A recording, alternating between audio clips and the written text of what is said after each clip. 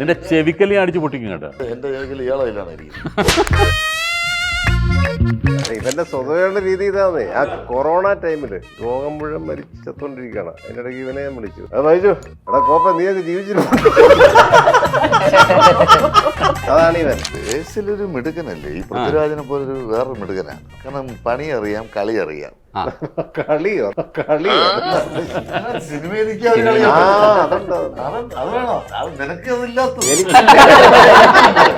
അവിടുത്തെ ഒരു പോലീസ് സ്റ്റേഷനിൽ ഇൻസ്പെക്ടറാണ് ഞാൻ. ബൈച്ചേട്ടൻ പോലീസ് റോൾ ചെയ്ത് എല്ലാം അറിയാം. ഇപ്പൊ പോലീസുകാരനായിരുന്നു. കോൺസ്റ്റബിൾ ആയിട്ടുണ്ടോ? കോൺസ്റ്റബിൾ ആയിട്ട് ഇതുവരെ അഭിനയിച്ചിട്ടില്ല. ഓ ശരിയല്ല, കാരണം എനിക്ക് ആ കോൺസ്റ്റബിളിന്റെ ലുക്കല്ല, എന്റെ മേളത്തെ ലുക്കാണ്. ഡെഡ് ബോഡി കാണുന്ന ഒരു സീനാണ്. ഒരാൾ വന്നിട്ട് ഓടി വന്നിട്ട് എൻ്റെ അടുത്ത് പറയുന്നു, അല്ല ഇതിന് ജീവനുണ്ട് സാർ. ഞാൻ പറയും, ഏയ് ഒരു പ്രാവശ്യം മരിച്ചതാണല്ലോ എന്ന് പറയുന്നുണ്ട്. മനോജൻ ദിഗംബരനെ കാണുമ്പോ പേടിയാവും. ആ കാലത്ത് കൊച്ചുകുട്ടികളെ വീട്ടിൽ ഭക്ഷണം കഴിപ്പിക്കുന്നത് ഇപ്പൊ കഴിച്ചോ ദിഗംബരനെ വിളിക്കുന്നൊക്കെ പറഞ്ഞിട്ട് കഴിപ്പിക്കാറുണ്ടെന്ന് പറഞ്ഞ് കേട്ടിട്ടുണ്ട്. നീയുടെ ഒരു പാട്ട് പാടുന്നത് ഞാൻ കേട്ടു. നിനക്ക് പാടാം, പിന്നെ എനിക്ക് പാട്, രണ്ടിനെയും പാട്.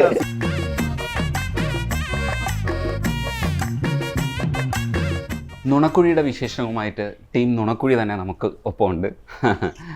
ജീത്തു ജോസ് സാറുണ്ട്, അതേപോലെ ബൈജു ചേട്ടനുണ്ട്, ഗ്രേസ് ആൻ്റണി ഉണ്ട്, സിദ്ദിഖ് ഉണ്ട്, മനോജ് കെ ജയൻ, ബേസിൽ.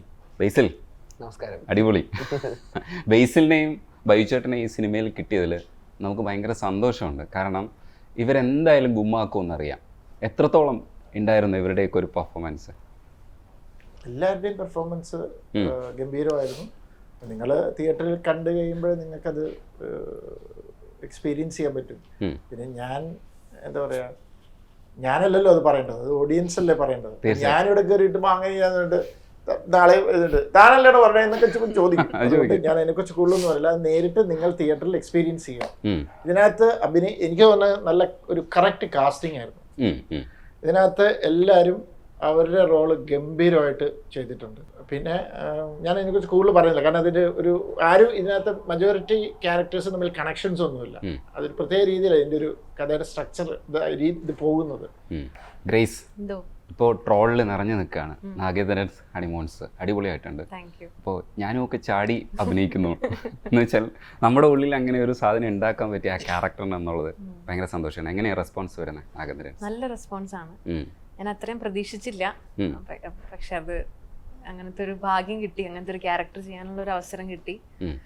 നിതിൻ ചേട്ടൻ എന്നെ വിളിക്കുമ്പോൾ ഈ പറഞ്ഞ പോലെ എനിക്ക് ആ ഒരു ഹ്യൂമറാന്നുള്ളൊരു മാത്രമേ അറിയത്തുണ്ടായിരുന്നുള്ളൂ. ഇത് ഏത് ടൈപ്പ് ഹ്യൂമറാ ചെയ്യാൻ പോകുന്നതൊന്നും ആദ്യം അറിയത്തുണ്ടായിരുന്നില്ല.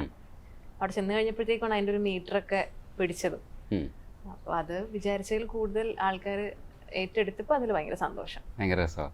ബേസിൽ ആ ക്യാരക്ടർ കണ്ടപ്പോൾ എന്താ തോന്നി? എനിക്കിത് ചെയ്യാൻ തോന്നി, ഇങ്ങനെ ചെയ്തോ ഞാൻ ചാടി. ശരിക്കും ഗ്രേസിന്റെ അടുത്ത് വന്നപ്പോഴൊന്നും ഞാൻ കാണിക്കാൻ ശ്രമിക്കുന്നുണ്ട്. നല്ല രസമാണ്. ഗ്രേസ് ഏത് കിട്ടിയാലും ഗ്രേസിൻ്റെതായ ഒരു ഐഡന്റിറ്റിയിൽ അത് ചെയ്യും. അത് എനിക്ക് മുമ്പും ആദ്യം മുതലേ ഉള്ള സിനിമകളിൽ അത് ഭയങ്കരമായിട്ട് ഫീൽ ചെയ്തിട്ടുണ്ട്. ഭയങ്കര ഈ റീസെന്റ് വന്ന ആക്ട്രസ്മാരിൽ ഏറ്റവും നന്നായിട്ട് ഹ്യൂമർ കൈകാര്യം ചെയ്യുന്ന ഒരു ആക്ട്രസ് ഗ്രേസ് ആയിട്ട് തോന്നിയിട്ടുണ്ട്. അതേപോലെ തന്നെ സീരിയസ് ആയിട്ടുള്ള റോള് റോഷാക്കിലൊക്കെ പോലത്തെ റോളുകളും വളരെ രസകരമായിട്ട്, ഇപ്പൊ കുമ്പളങ്ങി നൈറ്റ്സിലെ റോൾ ആണെങ്കിലും വളരെ ക്ലീൻ ആയിട്ട് ചെയ്യുന്നു.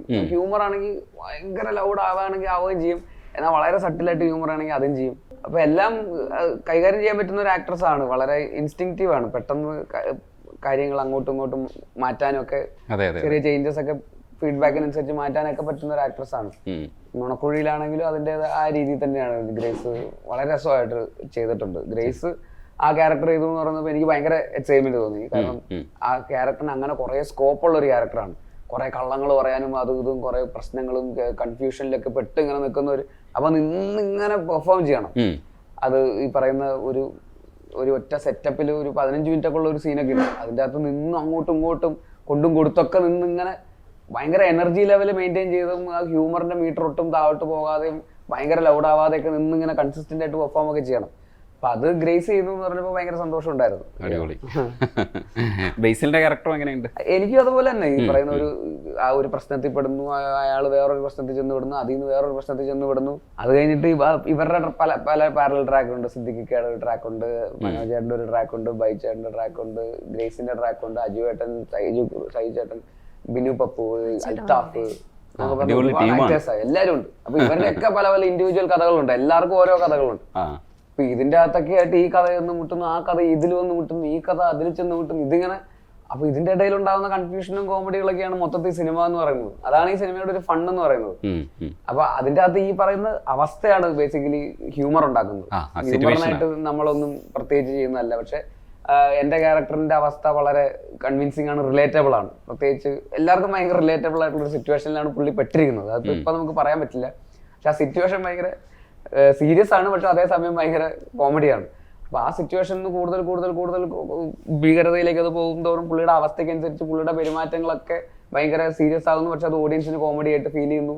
അതങ്ങനെ അങ്ങനെ അവസാനം വരെ അതങ്ങനെ പോകുന്നു എന്നുള്ളതാണ്. അതിന്റെ ഇടയിൽ ഇവരൊക്കെ ഇങ്ങനെ അതിന്റെ ഇവരുടേതായ രീതിയിൽ പല ട്രാക്കുകൾ വന്ന് ഇടിച്ച് അവരുടേതായ രീതിയിലുള്ള പെർഫോമൻസസ് ഒക്കെ ആയിട്ട് ഭയങ്കര രസമായിട്ടാണ് അതിന്റെ മൊത്തത്തിലുള്ള സ്ട്രക്ചർ സ്ക്രിപ്റ്റിന്റെ. അത് ബേസിൽ ഇത്രയും ബ്രൈറ്റ് ആയിട്ട് സംസാരിക്കുമ്പോൾ എനിക്ക് കോൺഫിഡൻസ് കൂടുന്നുണ്ട് സിനിമയെ കുറിച്ച്. ശരിക്കും ഭയങ്കര രസമായിട്ട് സിദ്ദിഖ് നേരെ വേറൊരു ക്യാരക്ടറായിരുന്നു. ഭയങ്കര എനിക്ക് ചില സമയമൊക്കെ അത്ഭുതം തോന്നും, ഇത്രയും ക്യാരക്ടേഴ്സ് ചെയ്തിട്ടും ഇതെങ്ങനെ പുതുമയിൽ തുടരാൻ കഴിയുന്നു എന്ന് പറയുന്നൊരു ചോദ്യമുണ്ട്. ഹ്യൂമർ വരണമെന്ന് ആഗ്രഹിക്കുന്നുണ്ട്. എനിക്ക് ചില പടങ്ങളൊക്കെ വീണ്ടും റിലീസ് ചെയ്യണമെന്ന് ആഗ്രഹിക്കുന്നത്. ഇപ്പൊ ഞാൻ ഇടയ്ക്ക് ഇതുമായിട്ട് ബന്ധപ്പെട്ട് നോക്കുമ്പോൾ മൂക്കില്ല രാജ്യത്ത് എന്നുള്ള പടം സാധനം എന്നറിയോ, അത് നമ്മളൊരിക്കലും നമുക്ക് എന്താ പറയുക ഈ കാലഘട്ടത്തിൽ കൊണ്ടുവച്ചാലും അത് അതേപോലെ ഇരിക്കും. അത്രയ്ക്കും ലോജിക്കലി ഭയങ്കര ഹ്യൂമർ ചെയ്തിട്ടുള്ള ഒരു സാധനമാണ്. ഇതിപ്പോ എങ്ങനെയാ നുണക്കുഴി എങ്ങനെയാ? ഇപ്പൊ ഈ മുക്കില രാജ്യത്തിലൊക്കെ നമ്മൾ തമാശകൾ ചെയ്യുന്നുണ്ട്, നമ്മൾ കാണിക്കുന്നത് തമാശയാണ്. ഇപ്പം ഗേറ്റ് തുറന്നു കിടക്കുമ്പോൾ മതിലിയാടി പോവുക എന്ന് പറയുന്ന പോലുള്ള തമാശകൾ. ഇതിൽ അങ്ങനെയല്ല. ഇതിൽ ഞങ്ങളെല്ലാം ഭയങ്കര പ്രശ്നത്തിലാണ്. ഞങ്ങളാരും തമാശ കാണിക്കുന്നതോ തമാശ പറയുന്നതല്ല. ഇപ്പം ഇതിനകത്ത് നമുക്കത് പറയാമെന്ന് തോന്നുന്നു. ഒരു ഡെഡ് ബോഡി കാണുന്നൊരു സീനുണ്ട്, ഒരു ഡെഡ് ബോഡി ഉണ്ട്. അപ്പോൾ ഒരാൾ വന്നിട്ട് ഓടി വന്നിട്ട് എൻ്റെ അടുത്ത് പറയുന്നു, അല്ല ഇതിന് ജീവനുണ്ട് സാർ. ഞാൻ പറയും, ഒരു പ്രാവശ്യം മരിച്ചതാണല്ലോ എന്ന് പറയുന്നുണ്ട്. ഇവര് സീരിയസ് ആണ് പറയുന്നതിന്റെ, അല്ലാണ്ട് തമാശയല്ല പറയുന്നത്. അപ്പൊ അങ്ങനെ ഈ പ്രശ്നങ്ങളുടെ നടുവിൽ നിന്നിട്ട് ഇവര് ഉരുകിക്കൊണ്ടിരിക്കുമ്പോഴുണ്ടാകുന്ന തമാശകളാണ്. അപ്പൊ അല്ലാണ്ടെങ്കിൽ ഇപ്പൊ ഹരിഹർ നായർ ചെയ്ത പോലെയോ മൂക്കില രാജ്യത്ത് ചെയ്ത പോലെയോ അല്ല. നമ്മൾ എന്താ പറയാ മൊത്തത്തില് തീ പിടിച്ചിരിക്കുകയാണ്, ഡെസ്പറേറ്റഡ് ആണ്. ഞങ്ങൾ കിടന്ന് വിഷമിക്കുകയാണ് ചെയ്യുന്നത്. എല്ലാം തുടർന്നത് അബദ്ധമാണ്. അപ്പൊ അതിൽ നിന്നുണ്ടാവുന്ന തമാശകളാണ്. ഇത് വേറെ രീതിയിലാണ് ഇതിന്റെ ഒരു ഈ കോൺട്രാസ്റ്റ് ഭയങ്കര രസമായിട്ട് ആസ്വദിക്കാൻ പറ്റില്ലേ? ഇപ്പൊ നേരിൽ ജിത്തു ജോസഫിന്റെ കൂടെ ചെയ്യുമ്പോൾ അത് വേറൊരു സംഗതിയാണ് നമ്മൾ ജനറേറ്റ് ചെയ്യേണ്ടത്. ആ ബെല്ലിനോട് തോന്നിയ വെറുപ്പ് ഇതുവരെയും മാറിയിട്ടില്ല. അത് ഭയങ്കര ക്രെഡിറ്റ് ആണ് നിങ്ങൾക്ക്. എന്ന് വെച്ചാൽ നമ്മൾ ഇറിറ്റേറ്റഡ് ആയിരുന്നു, ഇങ്ങനെ അയ്യേ ഇയാളെ എന്നൊക്കെ പറയുന്ന ഒരു സാധനം ഇല്ലേ, അതായിരുന്നു ഒരു ഫീൽ. അങ്ങനെ ഉണ്ടാക്കാൻ കഴിയുക എന്ന് പറയുന്നത് ഈ നമ്മൾ കുറേ സിനിമ കണ്ടു കഴിയുമ്പോഴത്തേക്ക് നമുക്ക് അങ്ങനെ ഒരു ഇറിറ്റേഷൻ ഉണ്ടാക്കുന്ന ക്യാരക്ടേഴ്സിനെ കാണുക എന്ന് പറയുന്നത് ഭയങ്കര പാടായിരുന്നു. അപ്പോഴാണ് ഇക്കത് ചെയ്യുന്ന സമയത്ത് ഞാനും ഒക്കെ ഈ മനുഷ്യൻ എന്താണിത് എന്നുള്ളൊരു ഫീൽ ഉണ്ടാക്കിയില്ലേ. ഇപ്പൊ നേരെ കോമഡിയിലേക്ക് വരുമ്പോൾ വേറൊരു രസമല്ലേ അത് അങ്ങനെ മാറി മാറി ചെയ്യാൻ? തീർച്ചയായിട്ടും അങ്ങനെ മാറി കിട്ടുന്നതാണ് നമുക്കുള്ള ഏറ്റവും വലിയ സന്തോഷം എന്ന് പറഞ്ഞാൽ. അത് ഒരേ സംവിധായകന്റെ തന്നെ രണ്ട് പടത്തിൽ ഡിഫറെൻ്റ് ആയിട്ടുള്ള രണ്ട് രീതിയിലുള്ള കഥാപാത്രങ്ങൾ കിട്ടുക എന്ന് പറയുന്നത് വലിയ ഭാഗ്യമാണ്. അങ്ങനെ എന്നെ കാസ്റ്റ് ചെയ്യാൻ തോന്നിയതിന് ജിത്തുവിനോട് അങ്ങനെ പിന്നെ താങ്ക്സ് ഒന്നും പറയേണ്ട കാര്യമില്ല എന്ന് മാത്രമേ ഉള്ളൂ. അത് നേരത്തെ എൻ്റെ അടുത്ത് ചോദിച്ചു, എന്താണ് ഈ പടത്തിൽ എന്താണ് ഹുക്ക് ചെയ്യാൻ കാരണം എന്ന് ചോദിച്ചു. ഞാൻ പറഞ്ഞു ഹുക്ക് ചെയ്യാൻ കാരണമൊന്നുമില്ല. ഹുക്ക് ചെയ്യാൻ കാരണം ഫസ്റ്റ് ജിത്തുവിന്റെ കോള് സിദ്ദിഖേട്ടൻ നമ്മുടെ അടുത്ത പടത്തിലുണ്ടേ, അത് തന്നെ ഹുക്ക്. അല്ലാതെ ഇതിനകത്ത് പിന്നീട് ബാക്കിയുള്ളതൊക്കെ പിന്നീട് നോക്കുകയാണ് ചെയ്യുന്നത്. എന്നാലും അങ്ങനെ ഡിഫറെൻ്റ് ആയിട്ടുള്ള കഥാപാത്രങ്ങൾ കിട്ടുക എന്ന് പറയുന്നത് വലിയൊരു ഭാഗ്യം. അത് ഇവിടെ മനോജ് ചേട്ടന് കിട്ടിയിട്ടുള്ള കഥാപാത്രങ്ങൾ എന്ന് പറയുന്നത് ലെജൻസിന്റെ എല്ലാ കഥാപാത്രങ്ങളും ഒരു കാലഘട്ടത്തിൽ കീഴടക്കി വെച്ചിരുന്ന ഒരാളാണ്. ആവർത്തിച്ച് വിളിച്ചുകൊണ്ടിരിക്കുകയായിരുന്നു എല്ലാവരും. അതും അടൂർ സാർ പോലും വീണ്ടും വീണ്ടും പരീക്ഷിക്കുമ്പോൾ എല്ലാ ആൾക്കാരും അത് പരീക്ഷിച്ചതാണ്. പക്ഷെ കോമിക് റോളും ഭയങ്കര രസമായിട്ട് ചെയ്തിട്ടുള്ളത്. നമ്മളിപ്പോൾ നേരത്തിൽ ഭയങ്കര ഒരു രസമുള്ള ക്യാരക്ടറാണ്. നമ്മൾ പാളിപ്പോന്ന് വിചാരിക്കുന്ന കോമഡിയൊക്കെ ഭയങ്കര രസമായിട്ട് ഇങ്ങനെ പറയില്ലേ ചെയ്യുമ്പോൾ എനിക്കും ആ പാളിപ്പോകുന്ന പേടിയുണ്ട്. അതെ അതെ, CD റേറ്റ്. പക്ഷെ തിയേറ്ററിൽ ഭയങ്കരമായ ഇപ്പോഴും അത് എല്ലാ ട്രോളുകളും ഈ ഫേസും വെച്ചിട്ടായിരുന്നു. എല്ലാം ഫേസും വെച്ച് ഇങ്ങനെ നമ്മളത് അക്സെപ്റ്റ് ചെയ്തു, ആ നിഷ്കളങ്കത അക്സെപ്റ്റ് ചെയ്തു. അതെ അതെ, അത് ഹ്യൂമറിന് വേണ്ടി ഞാൻ ചെയ്തിട്ടില്ല. ഹ്യൂമറായിട്ട് ഇപ്പൊ ചില തമാശ ഇവരെ ചിരിപ്പിച്ച് അടങ്ങുമെന്നുള്ള സാധനങ്ങളിലേക്ക് എത്തുമ്പോഴാണ് ചിലപ്പോൾ വർക്കൗട്ടായി പോകാതെ. അവരാ പറഞ്ഞ അവരുടെ എന്താണ് അത് ഉൾക്കൊണ്ട് നമ്മളങ്ങ് വളരെ ഇന്നസെന്റ് ആയിട്ട് ബിഹേവ് ചെയ്താൽ മതി. അത് തന്നെ ജിത്തുവിന്റെ രീതി. മനസ്സിലായില്ല, നമ്മൾ ഹ്യൂമറിന് വേണ്ടി ഈ പടത്തിൽ ആരും ആൾക്കാരെ ചിരിപ്പിച്ച് അടങ്ങുമെന്നുള്ളൊരു പരിപാടിയില്ല. ഇവരുടെ സിറ്റുവേഷനിലായിട്ടുള്ള ആ ഇല്ല അങ്ങനെ ഒരു അവസ്ഥയിൽ നിന്നുകൊണ്ട് അവര് ചെയ്യുന്നത് ഇതിൽ ചിരിയായി മനോജ് മാറും. കരയുമ്പോൾ നമ്മൾ ചിരിക്കും. അതെ, എന്റെ കരച്ചിലിന് സിദ്ധിക്കാതെ ഡബിങ്ങിന് കണ്ടപ്പോഴത്തേക്കും ചിരിച്ചെന്ന് പറഞ്ഞു. ഞാൻ കരഞ്ഞോണ്ട് വളരെ സിൻസിയർ ആയിട്ട് പറയുന്നത്, പക്ഷേ ഇനി ചിരിച്ചു. അതടിപൊളിയാണ്. വൈചേട്ടാ, ശരിക്കും വൺസ് അപ്പോൺ എ ടൈമിൽ DOSP ആയിരുന്നു, പിന്നെ വന്യഷിപ്പിൻ കണ്ടത്തിലും അതേപോലെ ഒരു ക്യാരക്ടറായിരുന്നു. അതിൽ DOSP ആയിരുന്നു. അത് കുറച്ചുകൂടെ എന്താ പറയാ കാമ്പുള്ള കഥാപാത്രമാണ്. അങ്ങനെ ചിരിയൊന്നുമല്ല. ആ പടം കണ്ടു. ആ പടങ്ങളെല്ലാം എല്ലാ പടങ്ങളും കാണുന്നുണ്ട്, നമ്മൾ നേരിട്ട് കാണുന്നില്ലെന്നല്ലോ. ഞങ്ങൾ തിയേറ്ററിലെല്ലാം കൊച്ചി ഇൻ കൊച്ചി. പക്ഷെ ഇതിലെ DYSP അതൊന്നും അല്ല. അല്ല. ശരി, താഴ്ത്തിയിട്ടുണ്ട്. ഇപ്പൊ CA ഇല്ലല്ലോ. ഇപ്പൊ ഉണ്ട്, CA ഉണ്ട്. CA എന്ന് പറയത്തില്ല. SHO. ഇപ്പൊ ഇൻസ്പെക്ടർ മാത്രമേ ഉള്ളൂ. ആണ്. CA എന്ന് പറഞ്ഞാൽ സർക്കിൾ ഇപ്പൊ ഇൻസ്പെക്ടർ. ഒരു പോലീസ് സ്റ്റേഷനിൽ SIയും CAയും ഉണ്ട്, അതുകൊണ്ട് അല്ല, ഇൻസ്പെക്ടർ CA ഇല്ല. ഒരു പോലീസ് സ്റ്റേഷനിൽ സബ് ഇൻസ്പെക്ടർ, ഇൻസ്പെക്ടർ. അങ്ങനെയായോ? സബ് ഇൻസ്പെക്ടർ ആണോ SHO ആണോ? ഇൻസ്പെക്ടറാണ്. പക്ഷെ ഇതിനകത്ത് സർക്കിൾ കൊണ്ട് പറഞ്ഞിട്ടുണ്ടെന്ന് വെച്ചാൽ ഒരു പിന്നെ CA നോക്കി 3 പോലീസ് സ്റ്റേഷൻ. ഇപ്പൊ ഒരു പോലീസ് സ്റ്റേഷനിൽ ഇൻസ്പെക്ടർ ഉണ്ട്. അവിടുത്തെ ഒരു പോലീസ് സ്റ്റേഷനിൽ ഇൻസ്പെക്ടറാണ് ഞാൻ. സർക്കിൾ പോയി. ബൈച്ചേട്ടൻ പോലീസ് റോൾ ചെയ്ത് അതെ, എല്ലാം അറിയാം ഇപ്പൊ. ആർഡേസിലും അതെ, ആർഡേസിലും പോലീസുകാരനായിരുന്നു. ഇങ്ങനെ മാറി മാറി എല്ലാം ചെയ്തിട്ടുണ്ട്. കോൺസ്റ്റബിൾ ആയിട്ടുണ്ടോ? കോൺസ്റ്റബിൾ ആയിട്ട് ഇതുവരെ അഭിനയിച്ചിട്ടില്ല. ഓ, കാരണം എനിക്ക് ആ കോൺസ്റ്റബിൾ ലുക്കല്ല, എന്റെ മേളത്തെ ലുക്കാണ്. അതുകൊണ്ട് ഇവരൊന്നും വിശ്വസിക്കില്ല. ഇവരൊന്നും കാസ്റ്റ് ചെയ്യില്ല. IG പാടായിരിക്കും. അത്ര ലുക്ക് ഇല്ലെന്ന് മോഹൻലാല് പറഞ്ഞ പോലെ എനിക്കൊരു വേലക്കാരന്റെ ലുക്കില്ലല്ലോ. ചേട്ടാ, ബേസിലിനെ കുറിച്ചൊരു കമന്റ് പറയും. ഇപ്പോഴത്തെ ഒരു ബേസിലിന്റെ പെർഫോമൻസ് ഉണ്ട്. ബേസിലൊരു മിടുക്കനല്ലേ, ഈ പൃഥ്വിരാജിനെ പോലൊരു വേറെ മിടുക്കനാണ്. കാരണം പണി അറിയാം, കളി അറിയാം, രണ്ടും അറിയാം. കളിയോ സിനിമയിൽ നിൽക്കാൻ അത് വേണോ? അത് നിനക്ക് അതില്ലാത്തത്. എനിക്കില്ല. എനിക്ക് ആരും വിളിച്ചാ പോവും, അല്ലെങ്കിൽ പക്ഷെ ബേസിൽ അങ്ങനെ ആരുടെ പുറകെ പോകുന്നല്ല ഞാൻ ഉദ്ദേശിച്ചത്. കളിയുടെ ഉദ്ദേശം അങ്ങനെയല്ല. മനസ്സിലായി. ഒരു ടോട്ടാലിറ്റി ഉണ്ട് സിനിമ, അതിന്റെ ബിസിനസ് എന്താണ്, അല്ലെങ്കിൽ അതിന്റെ മറ്റു കാര്യങ്ങൾ ഇതെല്ലാം അറിയാം. അപ്പൊ ഒരു പിന്നെ മാത്രമല്ല നല്ല ഡയറക്ടർ അല്ലേ. അതാണ്, ഒരു നല്ല ഡയറക്ടറാണ്. ഇപ്പൊ നല്ലൊരു അഭിനേതാവാണെന്ന് തെളിയിച്ചു. പിന്നെ അയാളുടേതായ ഒരു സ്റ്റൈലുണ്ട്. അല്ല വേറെ ആരും ഇമിറ്റേറ്റ് ചെയ്യുക അങ്ങനെയൊന്നുമല്ല. എല്ലാവർക്കും ഉണ്ട് ഓരോ സ്റ്റൈൽ എന്ന് പറഞ്ഞാൽ പുള്ളിക്ക് പുള്ളിയുടെ ഒരു സ്റ്റൈലുണ്ട്. പിന്നെ ജനങ്ങളുടെ ഇടയിൽ വലിയൊരു സ്വീകാരനാണ് ബേസിൽ. ചെറുപ്പക്കാരുടെ ഇടയിൽ, യങ്സ്റ്റേഴ്സിന്റെ ഇടയിൽ വലിയ സ്വീകാര്യത ഉള്ള ഒരു നടൻ കൂടിയാണ്. അതാണ് എനിക്ക് പറയാനുള്ളത്. പാൽത്തു ജാൻവറൊക്കെ കാണുന്ന സമയത്തൊക്കെ നമ്മൾ ഭയങ്കരമായിട്ട് ആക്സെപ്റ്റ് ചെയ്യുന്ന ഒരു മുഖമാണ്. എവിടെയോ നമുക്ക് ഇതേപോലെ ഒരാളിനെ കൂടെ കിട്ടിയിരുന്നെങ്കിൽ എന്ന് തോന്നില്ല. പിന്നെ എന്നെയൊക്കെ കാണുമ്പോഴുള്ള സ്നേഹമുള്ളൂ, സിനിമകളിലൊന്നും അങ്ങനെ ഇടാറില്ല.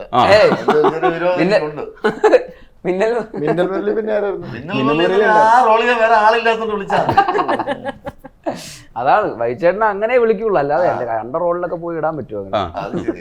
ഇതിലും ജിത്തു ചേട്ടൻ വേറെ ആളില്ലാത്തോണ്ടല്ലേ വൈചേട്ടനെ ഇപ്പോ എന്തെങ്കിലും മാർഗം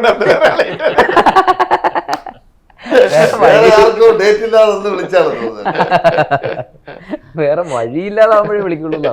അത് മുമ്പ് ഒരു ആക്ടർ ഇപ്പം ഇല്ല, അപ്പം അതുകൊണ്ട് അയാളുടെ പേര് പറയണ്ട. ആക്ടർ നമ്മൾ കുറേ പേരോട് ഇങ്ങനെ ഇരിക്കുന്ന സമയത്ത് പറഞ്ഞു, ഈ നിങ്ങളൊക്കെ ഈ പടത്തിൽ ഈ അഭിനയിക്കുന്ന ബാക്കി എല്ലാ ആളുകൾക്കും പകരക്കാരുണ്ട്. നിങ്ങളൊക്കെ ഇപ്പോൾ ഈ റോളിൽ നിങ്ങളെ ഇട്ടു, നിങ്ങളിവിടെ ഇല്ലെങ്കിൽ മറ്റൊരാളെ ഇടും. ഇപ്പോൾ ബൈജുവിനെ ഇടുന്നതിന് ബൈജുവിനെ കിട്ടിയില്ലെങ്കിൽ മനോജ് കെ ജയനെ ഇടും. ഇങ്ങനെ എല്ലാവരും അയാൾ പറയാം. എന്നിട്ട് അയാൾ പറഞ്ഞു, പക്ഷേ എനിക്കൊരു പകരക്കാരൻ മലയാള സിനിമയിലില്ല. അപ്പോൾ അത് ഞങ്ങളൊക്കെ വിചാരിച്ചു പുള്ളി തമാശയായിട്ട് പറയായിരിക്കും. പക്ഷെ പുള്ളി വളരെ സീരിയസ് ആയിട്ട് പറയാം. എന്നെ ഒരു പടത്തിൽ കാസ്റ്റ് ചെയ്താൽ ഞാൻ ആ പടത്തിൽ അഭിനയിച്ചില്ലെങ്കിൽ എനിക്ക് പകരം വേറൊരാളെ ഇടാൻ പറ്റില്ല. എനിക്ക് ആളെ മനസ്സിലായി. എനിക്ക് മനസ്സിലായി. അപ്പോൾ ഇന്നസെൻ്റ് ഏട്ടൻ പറഞ്ഞു, അത് ശരിയാ, കാരണം പലരെയും നോക്കിയിട്ട് കിട്ടാണ്ട് വരുമ്പോഴാണ് അവസാനം നിന്നെ നീ ഇല്ലെങ്കിൽ പിന്നെ വേറെ ആളില്ല. ആരും കിട്ടാണ്ട് വരുമ്പോഴാണ്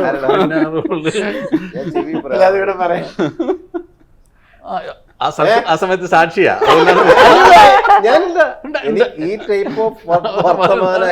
കറക്റ്റ്. ഞാൻ ഈ സംഗതി ആദ്യമായിട്ടാണ് കേൾക്കുന്നത്. പക്ഷെ ആളെ മനസ്സിലായി. ഈ റീപ്ലേസ് ചെയ്യാൻ പറ്റാത്ത ചില സാധനങ്ങൾ വരും. ഇപ്പോൾ നമ്മളിപ്പോൾ മണിച്ചിത്രത്താഴും ദേവദൂതനൊക്കെ റിലീസിങ് നടക്കുന്നുണ്ട്. അപ്പോൾ ഞങ്ങൾ ഇടയ്ക്ക് സംസാരിച്ചപ്പോൾ ദിഗംബരൻ ഉണ്ടല്ലോ, ദിഗംബരനെ ചെയ്തിരിക്കുന്ന ഒരു സാധനമുണ്ട്.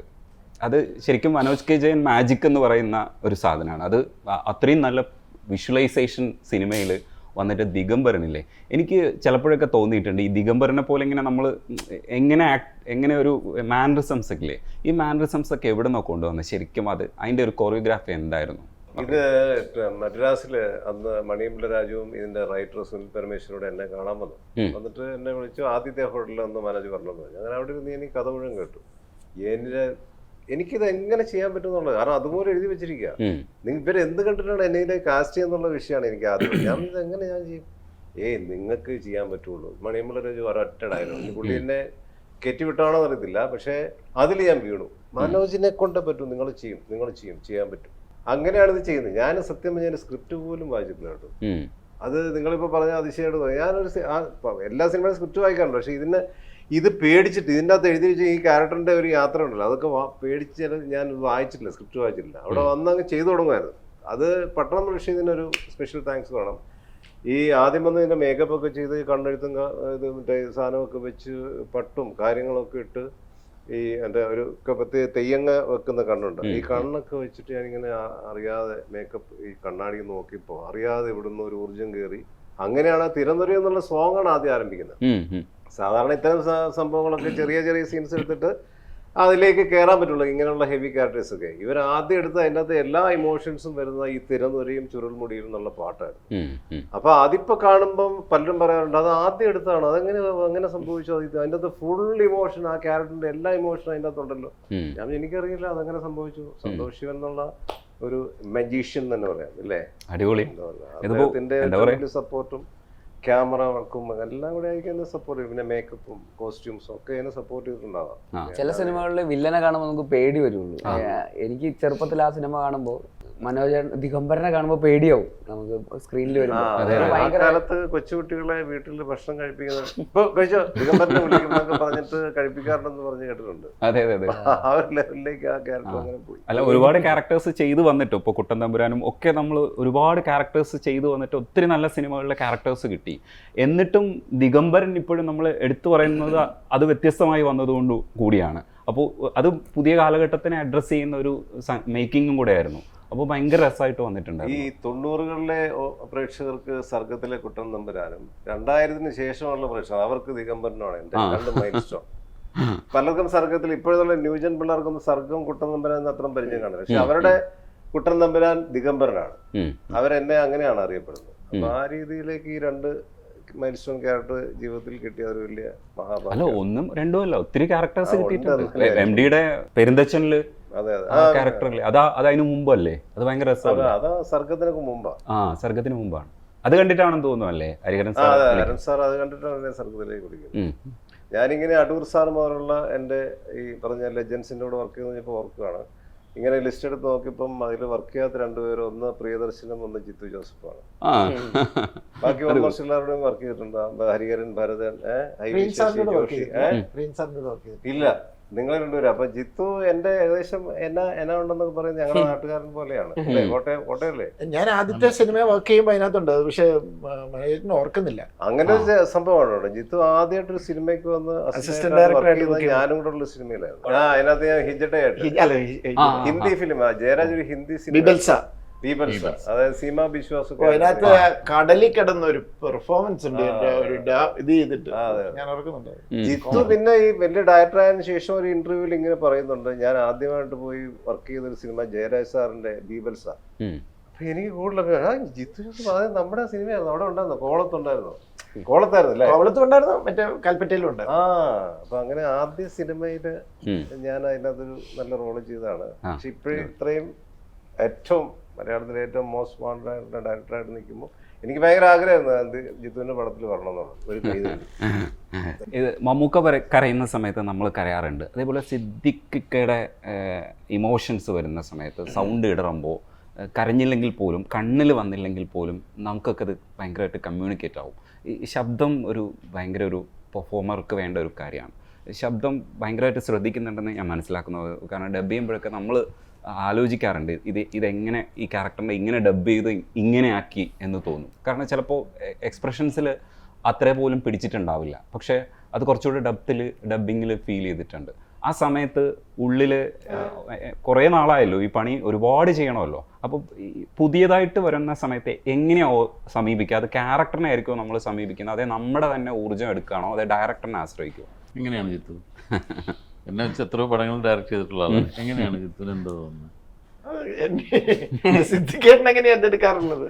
ഞാനത് നമ്മൾ ആ ക്യാരക്ടർ ആവശ്യപ്പെടുന്നത് ശബ്ദത്തിന് അത്രയും പ്രാധാന്യമുണ്ട്. നമ്മളിപ്പോൾ ഒരു റേഡിയോ നാടകം കേട്ടാൽ നമുക്ക് കഥ മനസ്സിലാവും, നമ്മൾ ആ ക്യാരക്ടറിന് രൂപം ഉണ്ടാക്കും, അങ്ങനെയെല്ലാം നമ്മൾ ഈ ശബ്ദത്തിൽ നിന്ന് നമുക്ക് തിരിച്ചറിയാൻ പറ്റും. നേരെ മറിച്ച് ഒരു ഓഡിയോ ഇല്ലാതെ വെറുതെ ഒരു പ്ലെയിൻ സിനിമ നമ്മൾ കാണുകയാണെങ്കിൽ നമുക്ക് ചിലപ്പോൾ കഥ മനസ്സിലാവില്ല. അപ്പോൾ വിഷ്വലിനേക്കാൾ പ്രാധാന്യം ശബ്ദത്തിന് നല്ലോണം ഉണ്ട്. ഇപ്പോൾ പണ്ട് ലോഹിതദാസ് പറയുമായിരുന്നു, എനിക്കൊരാളുടെ അഭിനയം മോണിറ്ററിൽ നോക്കി കാണണമെന്നില്ല, ഞാൻ ഇപ്പുറത്തൊരു സ്ക്രീനിൻ്റെ അപ്പുറത്തിരുന്നിട്ട് അയാൾ അപ്പുറത്ത് ഇരുന്ന് അഭിനയിക്കുകയാണെങ്കിലും എനിക്ക് അയാളുടെ ശബ്ദം കേട്ടാൽ അറിയാം. എൻ്റെ ഇപ്പം അമ്മയെ എങ്ങനെ വിളിക്കണമെന്ന് എനിക്കറിയാം. അയാൾ ഏത് മോഡുലേഷനിൽ ഏത് ലെവലിൽ അയാൾ ഇവിടെ നിന്ന് വിളിക്കണോ എന്താണ് ഞാൻ ഉദ്ദേശിക്കുന്നത് എന്നുള്ളത് എനിക്കറിയാം. എനിക്ക് ആ ശബ്ദത്തിൽ നിന്ന് കിട്ടും.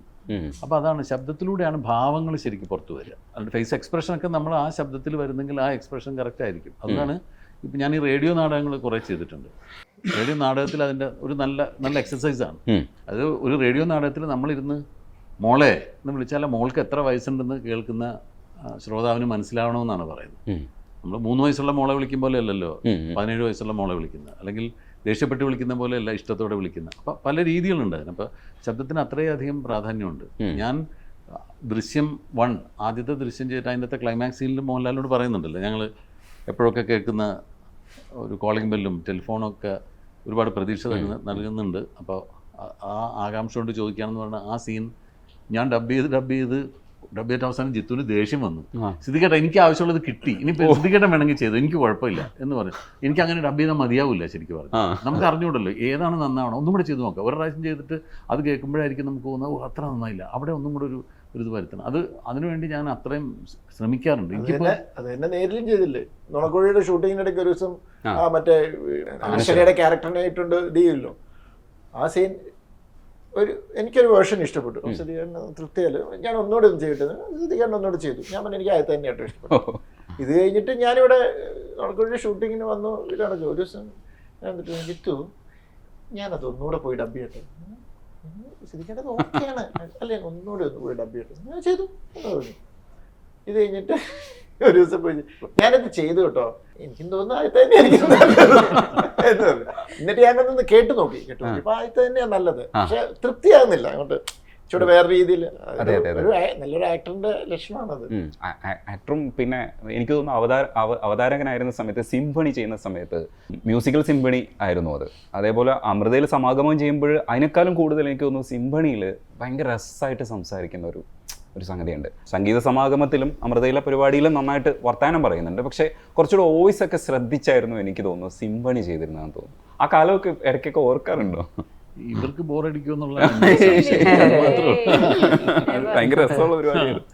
അല്ല, അങ്ങനെയൊന്നും പ്രത്യേകിച്ച് ശ്രദ്ധിക്കാറില്ല. നമ്മൾ സംസാരിക്കുമ്പോൾ പിന്നെ മറ്റുള്ളവർ സംസാരിക്കുന്ന കേൾക്കുമ്പോഴേ ഇപ്പോൾ ചിലർ ആങ്കർ ചെയ്യുമ്പോഴൊക്കെ ചില കാര്യങ്ങൾ പറയുമ്പോൾ നമുക്ക് തോന്നും അങ്ങനെ പറയരുത്, അങ്ങനെ പറയാൻ പാടില്ല എന്ന് തോന്നുന്നു. ഇപ്പോൾ ഉദാഹരണത്തിന് പറയാം, ഇപ്പോൾ പുതിയ കുട്ടികളൊക്കെ ഒരുപാട് സംസാരിക്കുമ്പോൾ ഞങ്ങളത് സംസാരിച്ച് കഴിഞ്ഞ് ഒരു 4-5 കഴിഞ്ഞ് പറയുന്നതല്ല, അത് റിപ്പീറ്റ് ചെയ്ത് പല പ്രാവശ്യം പറയുന്നതല്ല.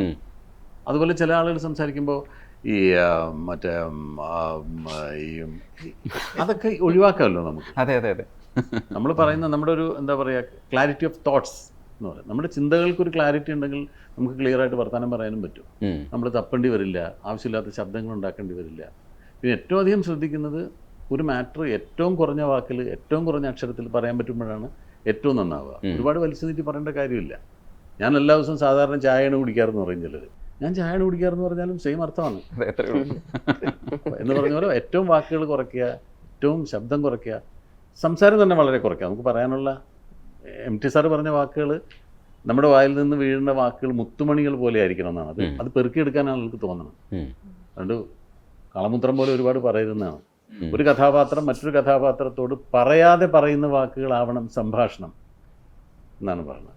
ഓരോ വാക്കിനും ഗർഭം ഉണ്ടാവണമെന്നാണ് MT സാറിൻ്റെ. അതായത് അത്രയും ഉള്ളിൽ അടങ്ങിയിരിക്കണം.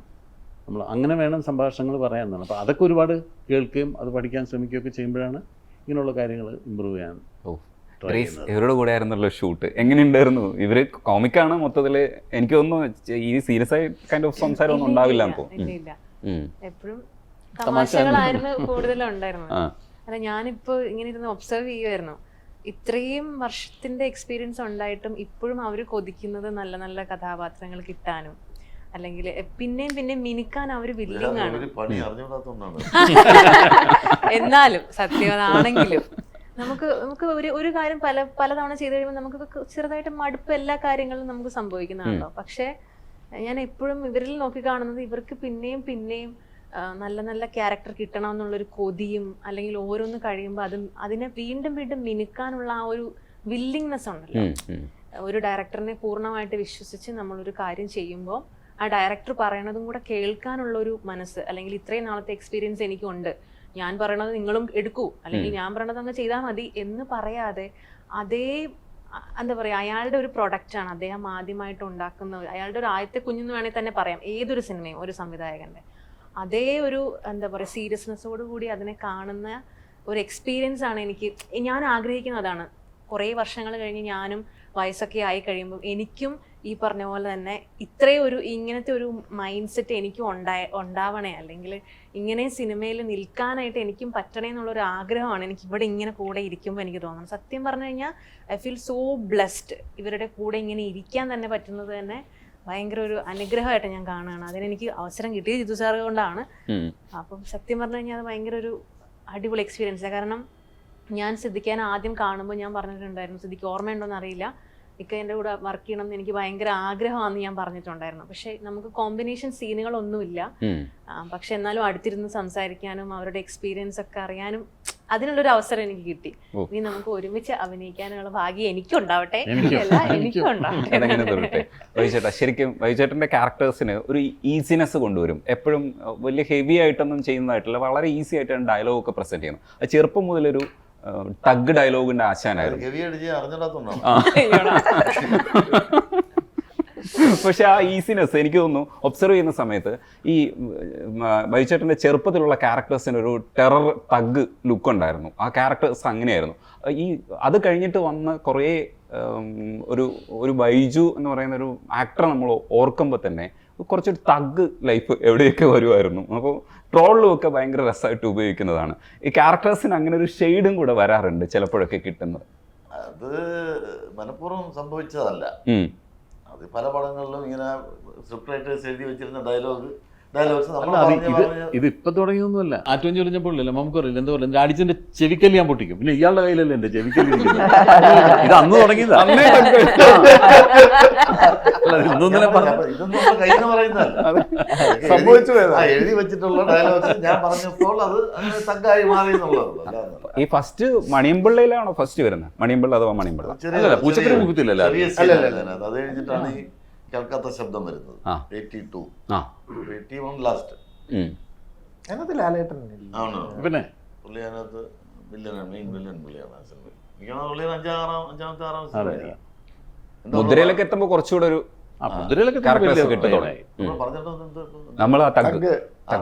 അതാണ് ഞാൻ പറഞ്ഞത്, ഞാനായിട്ട് പറഞ്ഞതല്ല ഇതൊന്നും. ഈ എഴുതി വയ്ക്കുന്ന ഡയലോഗ് പ്രസന്റ് ചെയ്യുന്ന രീതി. അപ്പം എന്റെ നേരത്തെ പറഞ്ഞ ഡയലോഗ് ചെവിക്കല്ലി അടിച്ച് പൊട്ടിക്കും കേട്ടോ. അപ്പൊ ഈ പറയുന്ന രീതിയാണ് മാറുന്നത്. ഇവന്റെ സ്വതവേയുടെ രീതി ഇതാണ്. കൊറോണ ടൈമില് ഓരോരുത്തർക്കും ഓരോ രീതിയുണ്ട്. കൊറോണ ടൈമില് ആളുകൾ രോഗം മുഴുവൻ മരിച്ച് ചത്തോണ്ടിരിക്കുകയാണ്. അതിനിടയ്ക്ക് ഇവനെ ഞാൻ വിളിച്ചു. അപ്പൊ ഞാൻ ഇവനെ വിളിച്ചത് കുറെ കാലമായി. അത് വായിച്ചു, നീയാണ് എടാ കോപ്പ, നീയൊക്കെ ജീവിച്ചിട്ടുണ്ട്. അതാണ് ഇവൻ. പിന്നെ സിനിമയിൽ ഇത് പറഞ്ഞില്ലെങ്കിൽ അതിശയുണ്ട്. അതുപോലെ ഞങ്ങള് കോപ്പയെന്നല്ല, വേറൊരു സാധനമാണ്, പറയാൻ പറ്റില്ല. ഞങ്ങൾ അമ്മയില് മെമ്പർഷിപ്പ് എടുക്കുന്ന കാര്യങ്ങൾ പറയുമല്ലോ. അപ്പൊ ഒരു ആക്ടർ ഇങ്ങനെ വരുന്നേ ഉള്ളൂ. അപ്പൊ അയാൾ മെമ്പർഷിപ്പ്, അമ്മയിലൊരു മെമ്പർഷിപ്പ് അന്ന് 25,000 രൂപയാണ് മെമ്പർഷിപ്പിന്. ഇപ്പൊ 2 ലക്ഷം രൂപയായി. അപ്പൊ അന്ന് 25,000 രൂപ മെമ്പർഷിപ്പ് എടുക്കണം. അപ്പൊ ഒരാൾ സെറ്റിൽ എടുത്തിട്ട് പറഞ്ഞു, എനിക്ക് അമ്മയിലൊരു മെമ്പർഷിപ്പ് എടുക്കണം. നമുക്ക് ബൈജുട്ടോട്, എടേ നീ ആദ്യം ഇൻഡസ്ട്രിയിൽ നിൽക്കില്ല എന്നുള്ളതാണ്.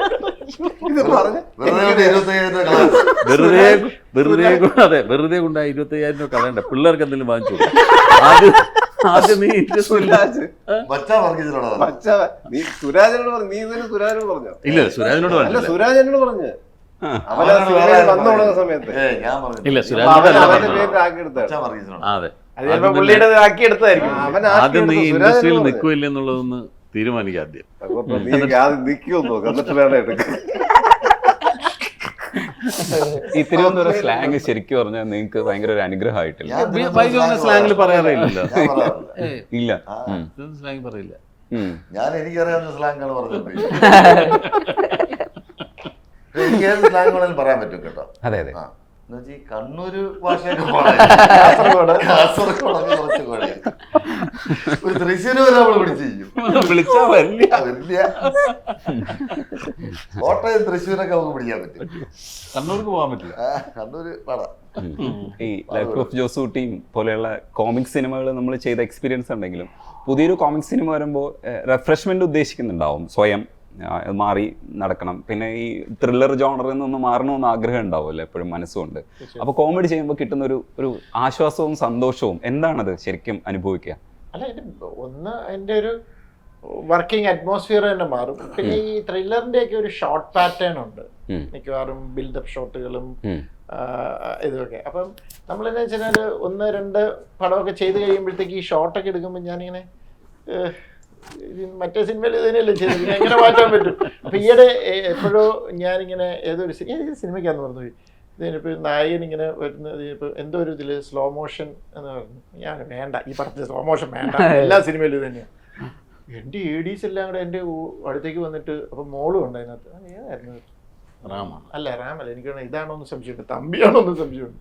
അപ്പം മോളും ഉണ്ട്. അപ്പോൾ എന്നോട് ഡാഡി അങ്ങനെ ചിന്തിക്കല്ലേ, അവിടെ സ്ലോ മോഷൻ അതിൻ്റെതായ രസം. ഞാൻ മോളെ ഞാൻ കുറേ സിനിമകളിൽ ഇത് ചെയ്തതാണ് ഇങ്ങനെ വരുന്നതെന്ന് പറഞ്ഞു. അപ്പം ശരിക്കും ചില ക്ലീഷേഴ്സ് സിനിമയ്ക്ക് ആവശ്യമാണ്, അത് നമുക്ക് ഒഴിവാക്കാൻ പറ്റത്തില്ല. പക്ഷെ നമ്മൾ തന്നെ ഇത് ചെയ്തുകൊണ്ടിരിക്കും, നമുക്ക് കുറച്ച് കഴിയുമ്പോൾ അങ്ങ് ചെടിക്കും. അവിടെയാണ് എനിക്ക് ഇതിൽ നിന്ന് പുറത്ത് കിടക്കണം എന്നുള്ള ഒരു ഇത് വരുന്നത്.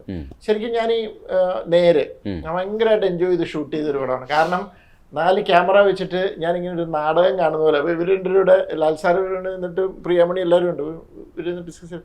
അപ്പം ജിത്തു എവിടം വരെ പോകുന്നിടത്തോളം പോട്ടെ അങ്ങനെ പറഞ്ഞിരുന്നത്. അപ്പം ഇവരിന്ന് കുറേ വായിക്കും, എന്നിട്ട് അവസാനം പറയും ഇവിടം വരെ മതി, ഇവിടം വരെ. അപ്പം സിദ്ധീകരണം ജിത്തു ഇവിടം വരെ മതി, ഇവിടെ ഞാൻ പിച്ചോടെ അല്ല ഇവിടം വരെ മതി എന്ന് പറയും. എന്നിട്ട് അങ്ങ് അതെന്ന് വെച്ചാൽ ഞാൻ നല്ല രസമായിട്ട് ആ പെർഫോമൻസ് നമ്മളിങ്ങനെ ഇത് ചെയ്യുകയാണ്. അപ്പോൾ ആ മേക്കിംഗ് സ്റ്റൈലിലും എന്തെങ്കിലുമൊക്കെ ഒരു ഡിഫറൻസ് കൊണ്ടുവരണം എന്നുള്ളൊരു ആഗ്രഹമുണ്ട്. അപ്പോൾ അങ്ങനെ വരുമ്പോൾ നമ്മൾ ഹ്യൂമറിലേക്ക് വരുമ്പോൾ ഇതിനകത്ത് വലിയ ഷോർട്ട് ഇട്ട് വരട്ടി അഭ്യാസം കാണിക്കൊന്നുമില്ല. ബേസിക്കലി ഇവരുടെ പെർഫോമൻസ് ക്യാപ്ചർ ചെയ്യുക. അപ്പോൾ ഇവർ 15 മിനിറ്റ് ഉള്ള ഒരു സീൻ്റെ കാര്യം പറഞ്ഞു, ഒരു ഹോസ്പിറ്റലിൽ. അത് ശരിക്കും ലൈവായിട്ട് ഇങ്ങനെയുള്ള സാധനമാണ്, ഒറ്റ സീനാണ്. അപ്പം 2 ക്യാമറ ഒരെണ്ണം ഒരു ഇതും വെച്ചിട്ട് ഞാനൊരു വൈഡും വെച്ചു. അപ്പം ഞാൻ പ്രിയൻ സാറിന് ചില പടങ്ങളിലൊക്കെ കണ്ടിട്ടുണ്ട്, ആ ഒരു വൈഡില് അവരുടെ ആ ഒരു മൂവ്മെന്റും ഇതും ആ ഒരു ഇതുണ്ടല്ലോ, അത് കട്ട് ചെയ്താല് അതിന്റെ ഒരു ഫണ്ണ് പോകും.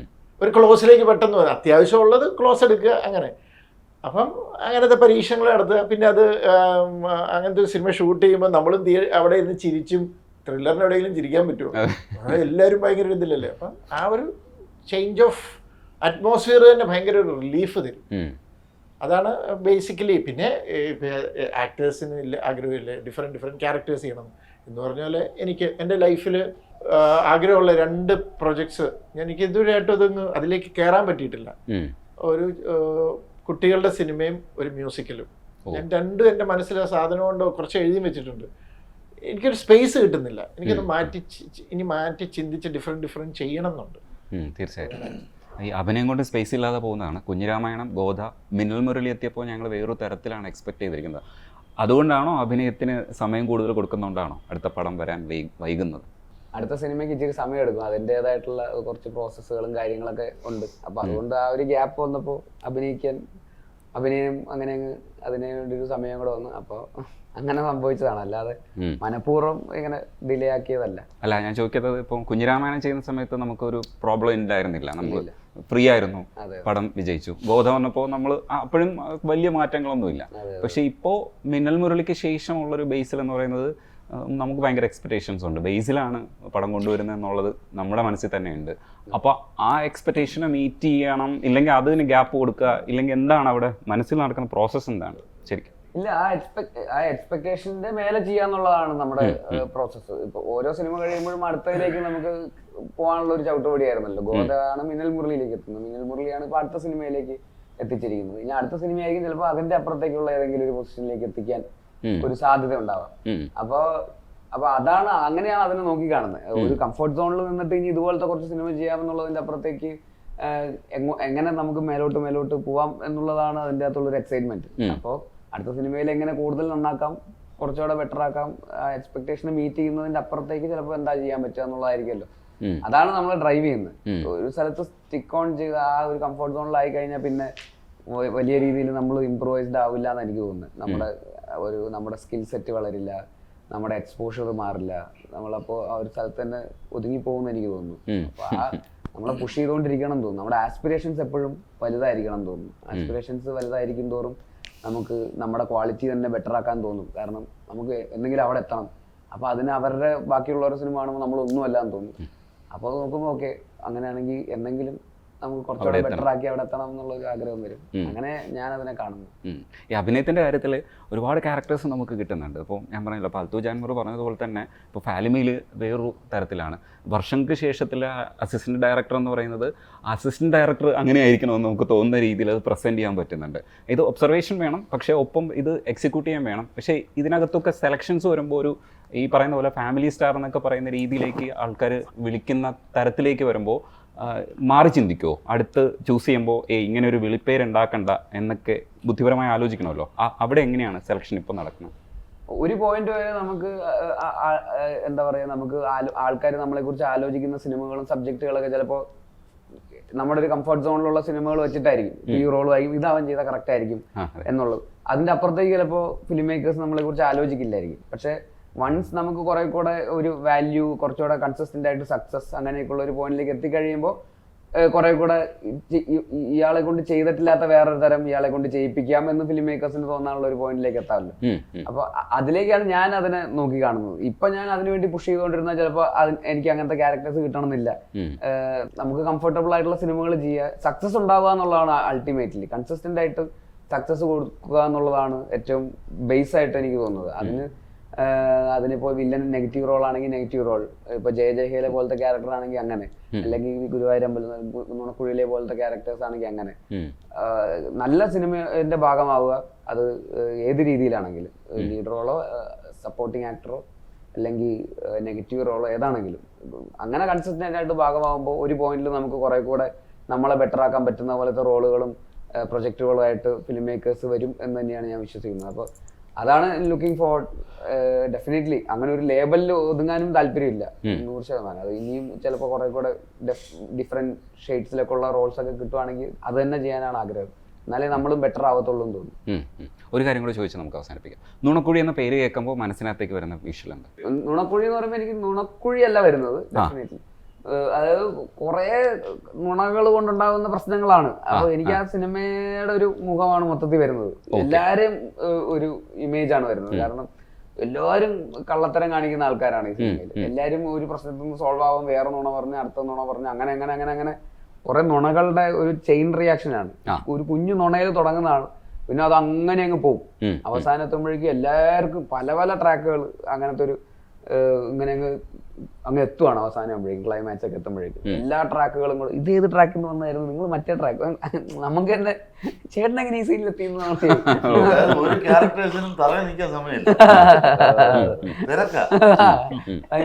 പാലത്തിൽ നിൽക്കുമ്പോൾ സിദ്ദിഖൊക്കെ അപ്പൊ അവിടെ തുടങ്ങിയിട്ട് നിങ്ങൾ എങ്ങനെ ഈ സീനിലേക്ക് വന്നു, ഞാൻ മറ്റേ അവിടെ നിന്ന് നേരെ എടുത്ത് പോകുമല്ലോ, അവിടെ നിന്ന് ശരിയാണ് അങ്ങനെ അതിങ്ങനെ ഇങ്ങനെ എല്ലാവരും കൂടെ അവസാനം കൂടെ ഒരു പോയിന്റിലേക്ക് എത്തി. അത് ഭയങ്കര കെയോസാണ്. അപ്പൊ അത് ഭയങ്കര എക്സൈറ്റിംഗ് ആണ്. അതിന്റെ ഒരു മൊത്തത്തിലുള്ള ഒരു സ്ക്രിപ്റ്റിംഗ്. കൃഷ്ണകുമാർ എന്ന് പറയുന്ന ഇതിന്റെ റൈറ്റർ, അദ്ദേഹം കൂമനും 12th Man ഒക്കെ, അപ്പൊ അദ്ദേഹത്തിന്റെ ഹ്യൂമർ സെൻസും ഭയങ്കര രസമാണ്. അത് ഒരറ്റം മുട്ടിക്കുക എന്ന് പറയുന്നത് ഭയങ്കര പാടാണ്.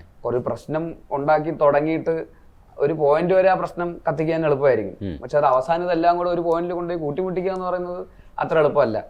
അപ്പൊ അത് അദ്ദേഹത്തിന് സാധിച്ചിട്ടുണ്ടെന്നാണ് എനിക്ക് ഫീൽ ചെയ്തത്. അത് തുടങ്ങിയ അതിൽ നിന്ന് തന്നെ അതിൻ്റെക്കാളും കുറച്ചുകൂടെ എക്സൈറ്റിംഗ് ആയിട്ടുള്ള ഒരു പോയിന്റിൽ അതുകൊണ്ട് എൻഡ് ചെയ്യാനും കൂടെ പറ്റിയിട്ടുണ്ട് ഈ സിനിമയിൽ നിന്നാണ് വിശ്വസിക്കുന്നത്. അപ്പോൾ റൈറ്റിങ്ങിനും നല്ലൊരു കൈയടി ഉണ്ട് ഈ സിനിമയ്ക്ക്. ഓഫ്കോഴ്സ് അതുപോലത്തെ നല്ലൊരു സ്ക്രിപ്റ്റ് ചൂസ് ചെയ്യാന്നുള്ളത് ഡയറക്ടറിന്റെ ബ്രില്യൻസ് ആണല്ലോ. അപ്പോൾ അതും ഡെഫിനറ്റ്ലി. പിന്നെ ഈ ആക്ടേഴ്സ് എല്ലാവരും കൂടെ വരുമ്പോൾ ഉള്ളൊരു കൊളാബറേഷൻ എല്ലാം കൊണ്ടും, പിന്നെ ഒരുപാട് നല്ല പുതിയ ടെക്നീഷ്യൻസ് ഉണ്ട്. ഇതിന്റെ മ്യൂസിക് ഡയറക്ടർ ആണെങ്കിലും സിനിമാറ്റോഗ്രാഫി ആണെങ്കിലും നമ്മുടെ സതീഷ് കുറുപ്പാണ്, സതീഷ് ചേട്ടനാണ്.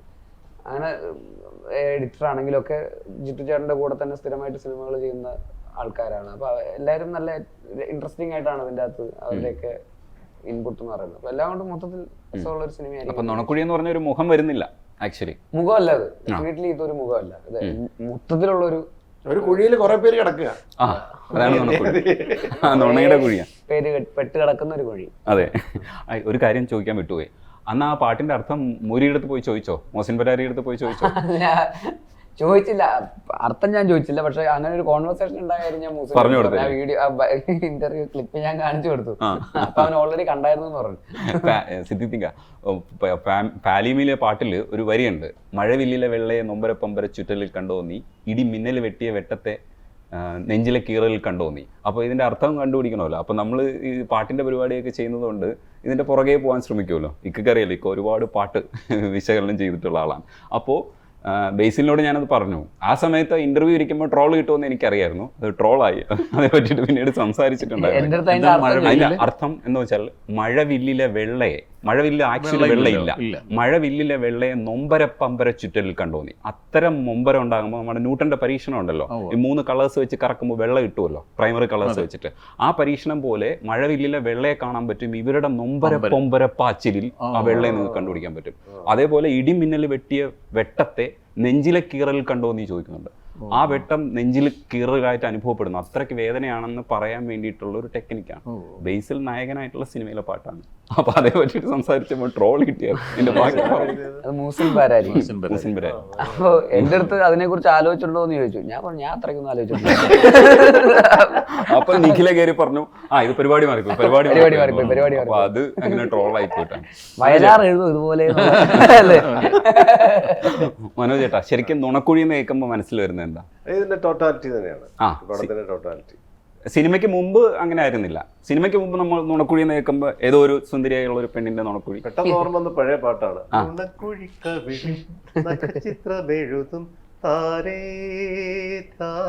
ആ പാട്ടാണ് ആദ്യം ഓർമ്മ വന്നത്. അടിപൊളി, അഗ്രം ടൈറ്റിലാണല്ലോ ജിത്തു ഇട്ടിരിക്കുന്ന ആദ്യം ഓർമ്മ വന്നു. പിന്നെ ഇതിന്റെ കഥ കേട്ടപ്പോൾ കൃഷ്ണകുമാറിൻ്റെ ഈ ക്യാരക്ടറും ഇതിന്റെ കുറച്ച് മറ്റുള്ള ഏരിയകളൊക്കെ സംസാരിച്ചപ്പോൾ ഞാൻ ചിരിച്ചവശനായി. നോക്കുമ്പോ കൃഷ്ണകുമാർ ചിരിക്കുന്നില്ല. കാരണം പുള്ളി ഇത് ഇവരോടൊക്കെ പറഞ്ഞിട്ട് പുള്ളി എല്ലാ പ്രാവശ്യം ചിരിക്കാൻ പറ്റുമോ? ഇപ്പൊ പുള്ളിയുടെ അവസ്ഥ അതാ. പക്ഷെ ഞാൻ ചിരിച്ചിടപാട് തീർന്നു. അപ്പോഴേ ഞാൻ അവർക്കിത് ഔട്ട് ആൻഡ് ഔട്ട് ആൾക്കാർക്ക് ഇഷ്ടപ്പെടുന്ന ഒരു എന്താ പറയുക ഹ്യൂമറസ് സിനിമയായിരിക്കും. പിന്നെ അതിന്റെ കൂടെ ജിത്തു ചെയ്യുന്നു, ബേസിൽ നിൽക്കുന്നു, രണ്ടുപേരും നിൽക്കുകയല്ലേ, പ്രധാന ആൾക്കാർ നിൽക്കുകയല്ലേ. അപ്പോൾ ഉറപ്പായിട്ട് അബി ടീസറൊക്കെ ഇതിന്റെ കിട്ടപ്പോൾ അതിന്റെ താഴെയുള്ള കമന്റ്സ് ഒക്കെ വായിക്കുമ്പോൾ മനസ്സിലാവും ജിത്തു ജോസഫിന്റെ. അപ്പൊ പിന്നെ നമുക്ക് പരിപൂർണമായിട്ടും വിശ്വസിച്ച് കയറാം. കൂടെ ബേസിൽ ജോസഫ്. പിന്നെ ഞങ്ങളെ കഴിയുന്ന രീതിയിലൊക്കെ ചെയ്തിട്ടുണ്ട്. ഇക്ക ശരിക്കും നുണക്കുഴി എന്ന് കേൾക്കുമ്പോൾ ഇപ്പൊ സിനിമയ്ക്ക് ശേഷം ഒരു പിക്ചർ ഉണ്ട്, നുണക്കുഴി എന്ന് പറയുന്ന സിനിമയുണ്ട്. അതിന് മുമ്പ് നുണക്കുഴി എന്ന് കേൾക്കുമ്പോൾ ആ വാക്ക് കേൾക്കുമ്പോൾ എന്തായിരിക്കും മനസ്സിൽ വരുന്നത്? നുണക്കുഴി തന്നെ, നുണക്കുഴി സാധാരണ ആളുകളുടെ മുഖത്ത് വിരിയുന്ന നുണക്കുഴി തന്നെയാണ് മനസ്സിലുണ്ടായിരുന്നുള്ളൂ. അപ്പൊ അതിന് ഇങ്ങനൊരു അർത്ഥം കൊടുത്ത് ഈ സിനിമയുടെ ഈ ടൈറ്റിലിട്ടപ്പോൾ അതിന് വേറൊരു ഡെപ്ത് വന്നു. അത് ആ ഒരു അതിന്റെ ഒരു ഇന്റലിജൻസിന് ഞാൻ എന്തായാലും ഒരു വലിയ ഷേക്കാനുണ്ട്. അതെ, ആ നുണയുടെ കുഴിയിൽ വീഴാം. പിന്നെ ജിത്തു ആണെങ്കിൽ നേര് കഴിഞ്ഞിട്ട് പിന്നെ നുണയിലേക്ക് വരിക. അതെ, അത് ഭയങ്കര കോൺട്രാസ്റ്റ് ഉണ്ടല്ലേ. അത് കൊള്ളാം. അയ്യോ, അങ്ങനെ ഒരു വകുപ്പ് ആലോചിച്ചിട്ടുണ്ടായിരുന്നു. ഗ്രേസിന് ശരിക്കും നുണക്കുഴി എന്താ? എനിക്കിപ്പോ ഓർമ്മ വരുന്നത് ആ ഹോസ്പിറ്റൽ സീൻ തന്നെയാണ്. അതാണ് എനിക്ക് ഞാൻ എപ്പോഴും ഇതിന്റെ ഇടയിൽ ഫുൾ പറയുന്നത് അതാണ് എനിക്ക് ഏറ്റവും ഇഷ്ടപ്പെട്ടതും. എന്റെ മനസ്സിലത് പേര് വരുമ്പം ഓർക്കുന്നത് ഞാൻ ആ ഹോസ്പിറ്റൽ സീനാണ്. അത്ര എൻജോയ് ചെയ്താ ഞങ്ങൾ എല്ലാരും ചെയ്തത്. അതാണ് എനിക്ക് ഓർമ്മ വരുന്നത്. ആ സീനിന് വേണ്ടി കാത്തിരിക്കാം. നുണക്കുഴി പേര് ഈ നേര് കഴിഞ്ഞിട്ട് നുണ എന്ന് പറയുന്ന അങ്ങനെ ഒരു ഇത് ചിന്തിച്ചിരുന്നോ? നേരിന്റെ ഇന്റർവ്യൂവിനിടയ്ക്ക് തന്നെ പറഞ്ഞു നുണക്കുഴി, ആ നേരിൽ നിന്ന് ബേസിക്കലി പേര് കേൾക്കുമ്പോൾ എനിക്ക് ക്യാരക്ടേഴ്സിന്റെ മുഖം ഇനി പറഞ്ഞു പോകുന്നത്. കാരണം എനിക്ക് അതിന്റെ ഒരു മീനിങ് അറിയാം, നമ്മൾ എന്താണ് ഉദ്ദേശിച്ചതെന്നറിയാം. സ്വാഭാവികമായിട്ടും ഇവരുടെ ഒരു അവസ്ഥയും കാര്യങ്ങളും തന്നെയാണ് ഇതിന്റെ നമ്മുടെ മനസ്സിലൂടെ മിന്നി പറഞ്ഞു പോകും. തീർച്ചയായിട്ടും. എങ്ങനെയാണ് നുണക്കുഴി? എപ്പോഴും ഒരു സിനിമയ്ക്ക് അതിന്റെ കഥയ്ക്ക് പറ്റിയ ഒരു ടൈറ്റില് ഉണ്ടാകുക എന്ന് പറയുന്നത് വലിയൊരു കാര്യമാണ്. ടൈറ്റിൽ, ഒരു സിനിമയ്ക്ക് ടൈറ്റിൽ എപ്പോഴും നന്നാവണം, അതൊരു ക്യാച്ചിങ് ആയിരിക്കണം എന്ന് പറയുന്ന പോലെ. ഞാനും ആദ്യം വിചാരിച്ചത് ഈ കവിളുള്ള ഈ കുഴിയില്ലേ അതാണെന്നാ വിചാരിച്ചത്. പിന്നെ ഇതിന്റെ കഥയൊക്കെ കേട്ട് കഴിഞ്ഞപ്പോഴാണ് നുണയാണെന്ന് മനസ്സിലായി ശരിക്കും. ഒരു പാട്ടും കൂടെ പാടി നമുക്ക് അങ്ങ് അവസാനിപ്പിക്കാം. അതില്ലാതെ പരിപാടി. അതെ, അത് ഇക്ക സപ്പോർട്ട് ചെയ്യും. ഒരു പാട്ട് പാടുന്നത് ഞാൻ കേട്ടു. നിനക്ക് പാടാം, പിന്നെ എനിക്ക് പാടി പാട് കണ്ടിട്ട് പാട്. സീനിയോറിറ്റി അനുസരിച്ചാണ് മലയാള സിനിമ.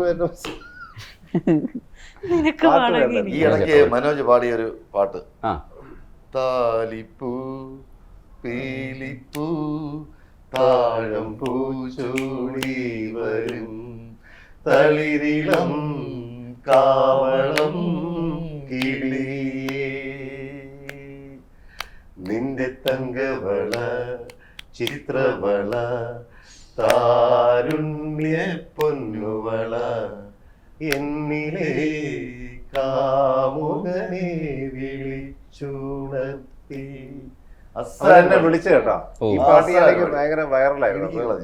അപ്പൊ ബാംഗ്ലൂരിൽ നിന്ന് അവിടെ തന്നെ വിളിച്ചിരുന്നു. എടാ നിന്നെ വിളിക്കാതിരിക്കാൻ നിവൃത്തിയില്ല, ആ പാട്ട് ഞാൻ കേട്ടു, ഈയിടെ ഫ്ലവേഴ്സിൽ എവിടെയും പാടിയതാണ്. ഒരു രക്ഷകൾ ആസ്വാദയായിട്ട് നീ പാടിയെന്ന്. അങ്ങനെ ഒരു പേജും ഉണ്ട്. മറ്റേ ആദ്യം പറഞ്ഞ മറ്റേ കമന്റ് എടാ കോപ്പ നീ ജീവിച്ചിരിക്കും മാത്രമല്ല ഇങ്ങനെയും വിളിക്കുക. ഇങ്ങനെ ഒരു പേജും ഉണ്ടെന്ന്. അങ്ങനെ ഒരു പേജും അല്ലെങ്കിൽ ഇടയ്ക്ക് വിളിക്കണോ, അല്ലെങ്കിൽ ഇതുപോലെ ചോദിക്കും. അപ്പോൾ ശരിക്കും നുണക്കുഴി സക്സസ് ആവുമെന്ന് തന്നെയാണ് തോന്നുന്നുണ്ട്. കാരണം ഇത്രയും വലിയൊരു ടീം എനിക്ക് തോന്നുന്നു ഈ അടുത്ത് ഉണ്ടായിട്ടില്ല എന്ന് തോന്നുന്നു. ഇത്രയും വലിയൊരു ടീമിലെ പടം ഇല്ല. അപ്പോൾ അത് തന്നെ ഭയങ്കര ഒരു എക്സൈറ്റ്മെന്റ് ഉണ്ട്. സക്സസ് ആവും ഈ നുണ എന്നാണ് വിശ്വസിക്കുന്നത്. അങ്ങനെ തന്നെ ആവട്ടെ. സത്യമായി ഭവിക്കട്ടെ. അതെ, ക്യാപ്റ്റനാണ് ഇരിക്കുന്നത്. അതെ, നുണയുടെ ക്യാപ്റ്റൻ. ഞങ്ങളുണ്ട്. ബേസിക്കലി ഞാൻ മാത്രമൊന്നും അല്ല ഇതിനകത്ത്. നല്ലൊരു സ്ക്രിപ്റ്റ് നന്നായിട്ട് അവർ പെർഫോം ചെയ്തു. അതുകൊണ്ടാണ് സിനിമ ഒരു ടീം വർക്കാണ്. തീർച്ചയായിട്ടും അത്രയേ ഉള്ളൂ. എല്ലാവരും കൂടെ ഉള്ളൊരു കൂട്ടായ പ്രയത്നമാണ് സിനിമ. അത് ഈ സിനിമയിൽ വന്നിട്ടുണ്ട്. ആ കൂട്ടായ്മ തിയേറ്ററിൽ വിജയിക്കട്ടെ. എല്ലാവരും തിയേറ്ററിൽ വന്ന് സിനിമ കാണണം. സംസാരിക്കാൻ നന്ദിയുണ്ട്. Thank you.